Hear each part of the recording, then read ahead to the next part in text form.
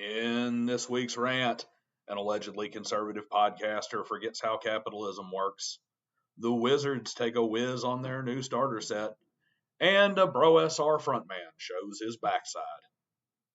Welcome everyone to Driving in Dragons. It's the second Monday of March 2025, and the X outage will spare a lucky few the wrath of my tongue, since I can't get to the oldest posts from my notes to load. However, there are plenty of examples of people who couldn't make it to a 10 intelligence, even if they rolled 46 and didn't drop the lowest number. It's the sad truth of the world, to quote George Carlin, think of how dumb the average person is, and remember half of them are dumber than that. Before we get cracking, please remember to like, share, and subscribe if you haven't already. And if you are a writer of sci-fi or fantasy fiction, even as a hobby, and would like a chance to earn some coin off of it, email me at driveinanddragons@gmail.com. That's driving, the letter N, dragons@gmail.com. I've got a cool new project that's in the works and will hopefully hit proof of concept in May and Kickstarter by June or July, and you may want to be part of it. Shall we start in a familiar place for this week in Stupid? Let's look at the good old BroSR, a source of never-ending bad takes and limitless entertainment. This time, it's B-Dubs, one of the loudest mouths in the BroSR, and one that I am seriously on the fence about. A lot of bros are decent enough guys who are passionate about their views in gamings and play the role of intentionally transgressive asshats on social media from time to time, but I've long started to come to the conclusion that old B-Dubs is just a colossal prick who hides behind the label of playing the heel as a camouflage for the fact that he's just an unlikable prick who doesn't know how to act in polite society. The kind of guy who joined the traditional Catholic Church not because he understands it is the one true church, but because he wants to dunk on Protestants and Catholics who practice Novus Ordo Mass, though I kind of repeat myself on that one. I will admit that B-Dubs does have some humorous posts, and every now and then, but 90% is just him quote posting from others and running with it. So what did old B-Dubs do? He did have a hilariously bad take on professional DMs, but that is better covered by another subject in today's video. No, he makes the list this time with good old-fashioned, not even gaming-related assholery and general missing of the point. B-Dubs is a master of the QT button on X. Repost, repost, repost, repost. Then he adds outrageous commentary. But he is on this list for his treatment of the Canadian members and pseudo-members of his own group. Canadians who are just as unhappy with their government as we in the States are. No, B-Dubs, real Americans don't want Canadians to suffer more in a trade war. We don't want Canadians to suffer at all. We want the Canadian government to do what is right, largely in regards to keeping domestic threats from crossing their border the way we keep foreign threats from crossing ours into their country. But you take it a step further and you attack Canadian gamers who are supposed to be your friends and brothers, and you just make an ass out of yourself with it. Do you do the same to your women's division of the BroSR? Do you tell them they're trash because they don't conform 100% to your specific view of how they should think? I try to keep this weekly rant both lighthearted and focused only on TPRPG-related takes. And while this segment isn't particularly lighthearted, it is actually TTRPG-related. How? Because it highlights what is far and away my biggest issue with the BroSR. There are some really knowledgeable guys there who can really put up an argument for reintegrating all the fat that we cut off of gaming in general, and D&D in specific, back in the early days. Sure, I feel they're making an argument for why we need to go back to drum brakes and 3-on-the-tree manual transmissions, but at least they make a good losing argument. But what B-Dubs does is alienate anyone who is remotely close to curious neutral position from wanting to be involved with their philosophy. For every dundermoose out there making the bro philosophy as inviting and attractive as it can be, you have B-Dubs dunking on people in the BroSR's own goal. It really is time for the BroSR to give up the shtick and disavow this kind of representation of their gaming philosophy. I mentioned earlier that B-dubs did, in fact, have a hilariously bad take on professional DMs. But there was another challenger to the Burger King paper crown of idiocy on that particular topic this week. Well, that dishonor goes to Violence Solves Everything. Now, good old VSE is not a person who I disagree with, but he is also a person who tends to take rather aggressive emotional stances on things. In this case, he said this, quote, I've commented on the concept of paid professional GMs before in the past.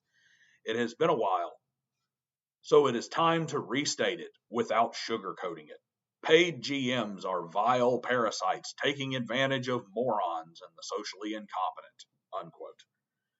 Wait a second here, buddy. I thought you were a free market guy, not some commie Marxist. This is nothing but the free market at work. Paid game masters provide a service to a buyer in a voluntary transaction.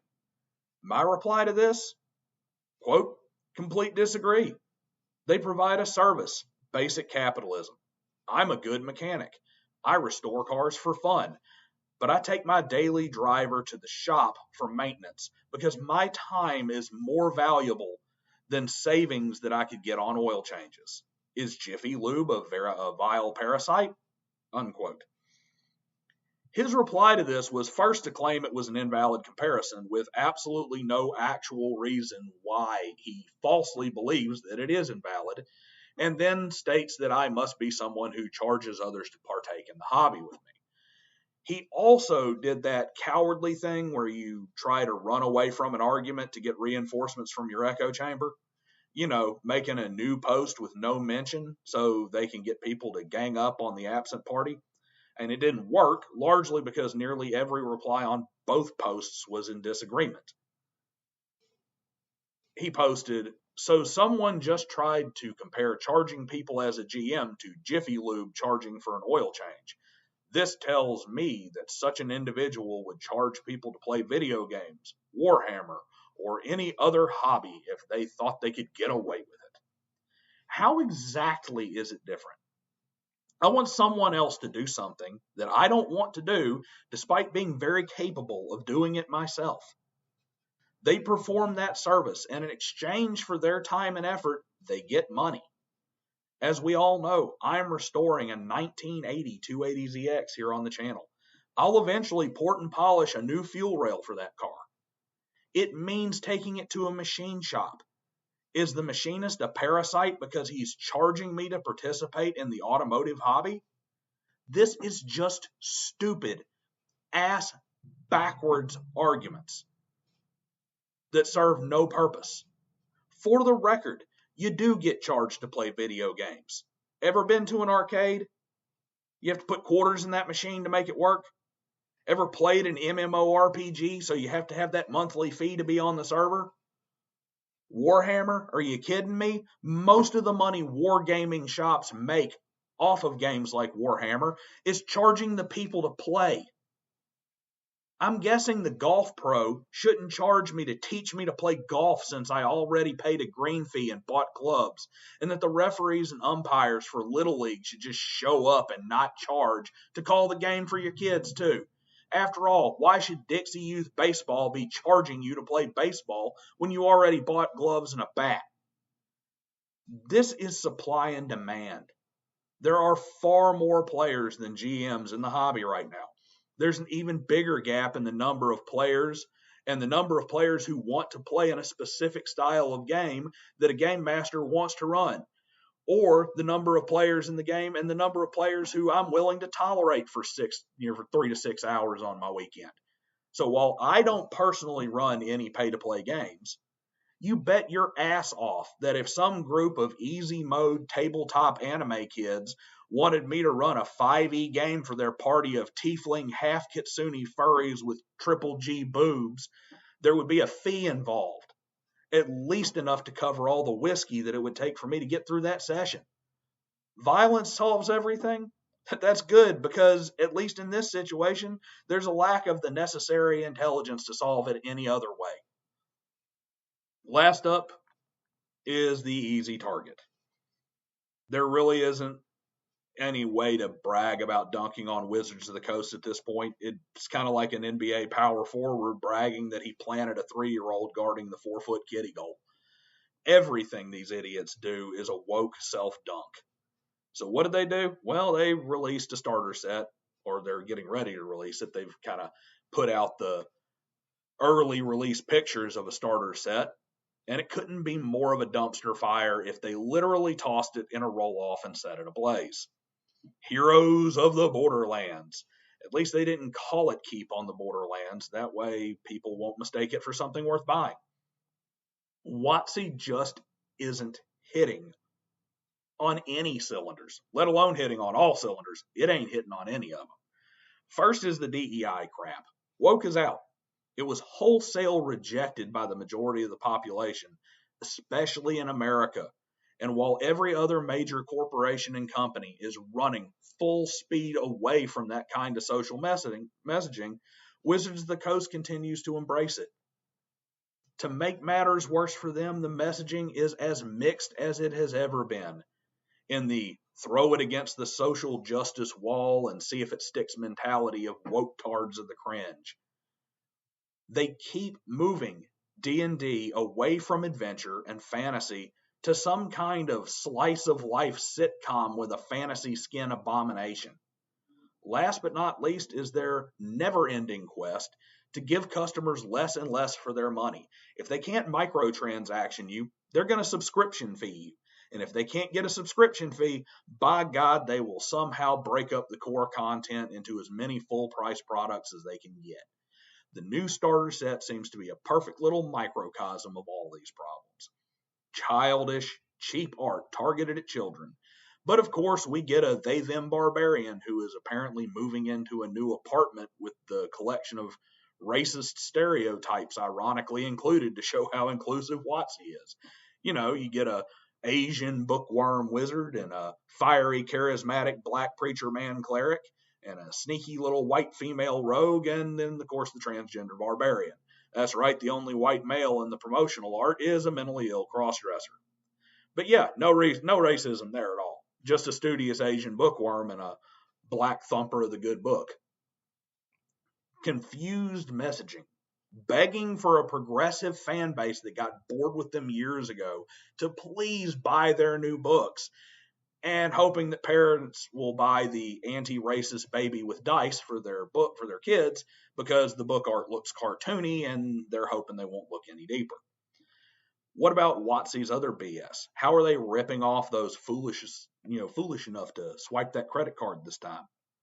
Well, to start with, from all accounts, this starter set has minimal playability and is light even for a starter set. Like one of those PlayStation sample discs you got with a Pizza Hut order that lets you play one room of Metal Gear Solid or lets you fight one round of a Liu Kang versus Raiden fight in the latest Mortal Kombat game, to entice you to go buy it. They manage to make it even cheaper with the contents. Usually a starter set has some peripherals with it. Maybe some minis or at least a few cardboard standees, a set of unique dice that only comes with the starter set, an adventure module that has some meat on it, a pack of character sheets and rules for rolling characters, if not the actual rule book. It may not be the full player's handbook every time, but you'll get, 5 or 6 different classes out of 10 that you learn how to roll and some basics for putting some stuff together.